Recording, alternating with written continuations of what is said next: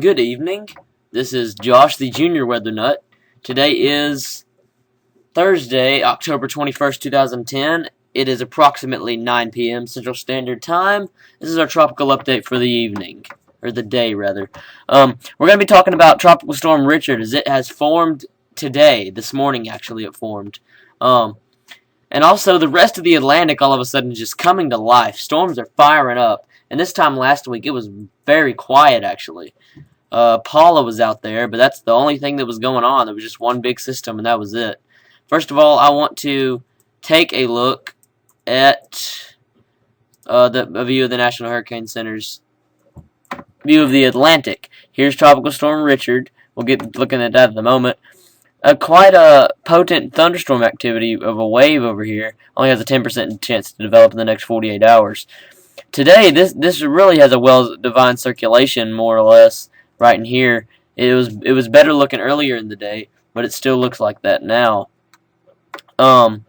These are a few good systems out here. We're going to take a look at the Western Atlantic, where Richard's at right now. Here is where Richard is. The center of circulation is right in here. Excuse me, center of circulation is right in this area. And I am pretty sure this is the track it's going to take. It's going south-southeast right now. It's going to come around, could skirt the coast of Hispaniola, hit the Yucatan. Or no. Let's move that over a little bit. Come over, maybe skirt the Yucatan, if not hit over it, and then come up and hit somewhere in this area. This is my cone of uncertainty. It will make landfall somewhere in this area. There's this high-pressure system right here, which everyone knows high-pressure systems stir storms this direction, clockwise, and this high pressure will move out of the way. That is what's steering it this direction at the moment, or what will start that direction, but it's going to move out of the way and allow it to take a turn more that direction as the trough moves down. Florida, get your guard up, because this could be a very strong hurricane. This thing is about to develop very fast. I'm going to let everyone know. This storm could become I am going to go out on a limb here and say that this will become a major hurricane. And before it hits the Yucatan, it could be very strong. They're only saying it could get up to 90-mile-an-hour winds when it gets in this area. But I do think it will become a major hurricane. Whether it becomes a major hurricane in this area or becomes a major hurricane in this area, it will become one. It could be a very bad storm, folks. Let's go take a look at Richard's satellite up close. The center of circulation is right in here. It is moving south-southeast as it's going to come around and move up this direction.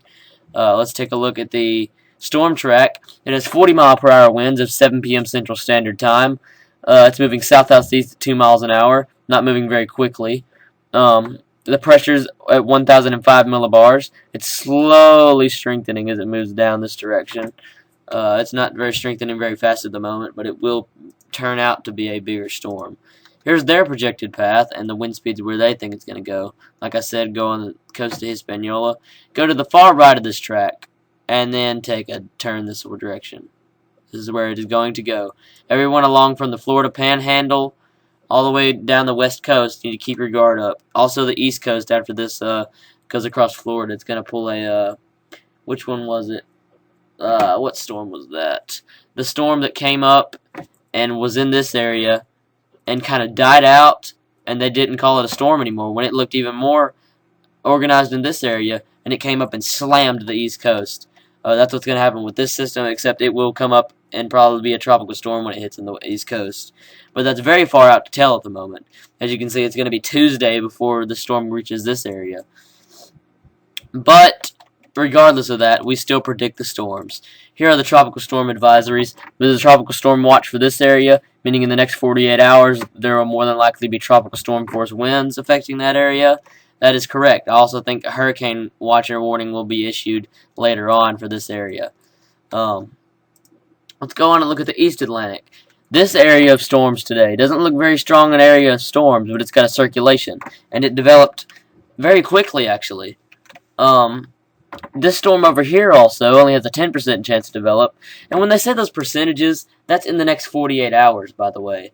This storm, the center of circulation's out to the west of the thunderstorm activity, which means it doesn't have that great of a chance to develop at the moment. But it has very potent thunderstorm activity is moving due west and could become a problem once it gets towards the Caribbean.